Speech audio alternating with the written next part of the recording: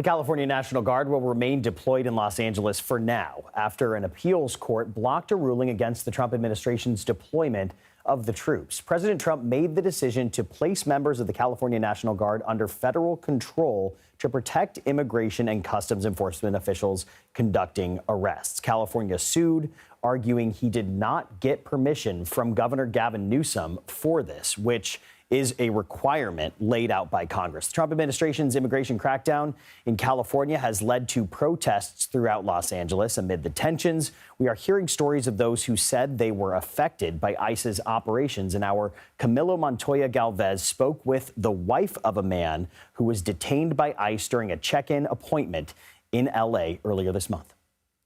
Siempre fuimos puntuales en todas las citas durante todo este tiempo. You always attended those hearings or check-in appointments. You did not want to hide. You did not want to be on the run. You're saying you came here to work, not to commit crimes. Vinieron aquí a trabajar, no a cometer crímenes. Exacto. And CBS News immigration and politics reporter Camilo Montoya-Galvez joins me now from Los Angeles. Camilo, good to see you as always. What else did you learn about this individual's arrest and how has it impacted the family?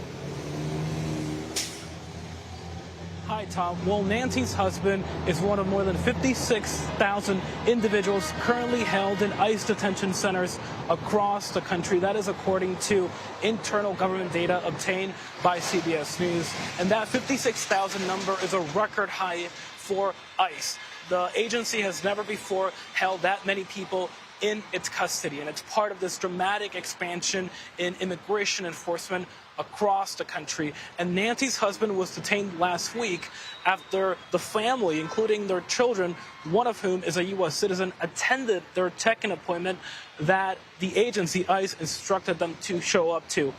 And that is one of the new tactics, Tom, that ICE is utilizing to increase and boost arrest numbers. The agency is in the process of targeting many migrants and asylum seekers who are showing up to court hearings and check-in appointments that the agency, again, is telling them to attend.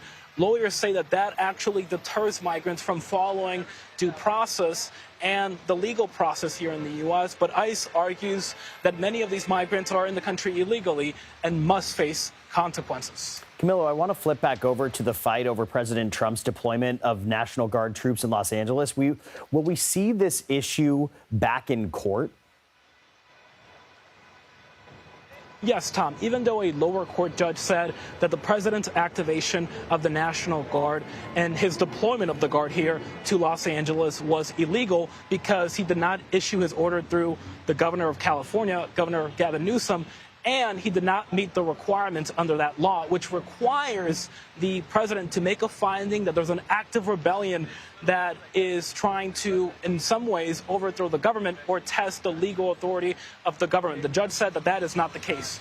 Despite that, a federal appellate court stayed that decision while it considers the merits of that case. And that federal appellate court, Tom, is going to weigh the merits of that case next week during a hearing on Tuesday. So that will not be the final say.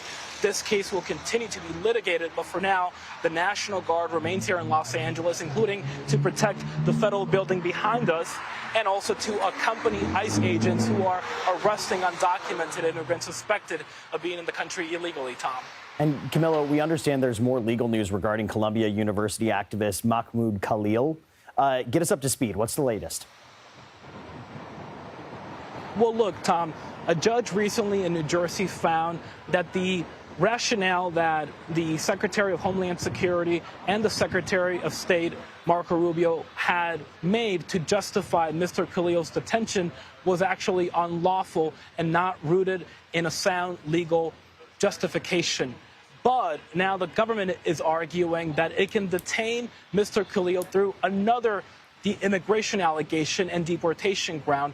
And that is an allegation, Tom, that Mr. Khalil allegedly committed immigration fraud by not disclosing certain information in his green card application. So ICE is still holding on to Mr. Khalil in Louisiana, despite that judge's ruling that his detention on the foreign policy ground, the ground that he allegedly threatens U.S. foreign policy, is illegal. So he will remain in custody for now. until an immigration judge decides whether or not he should be released, Tom. Camilo Montoya-Galvez on the immigration beat for us tonight. Camilo, thank you.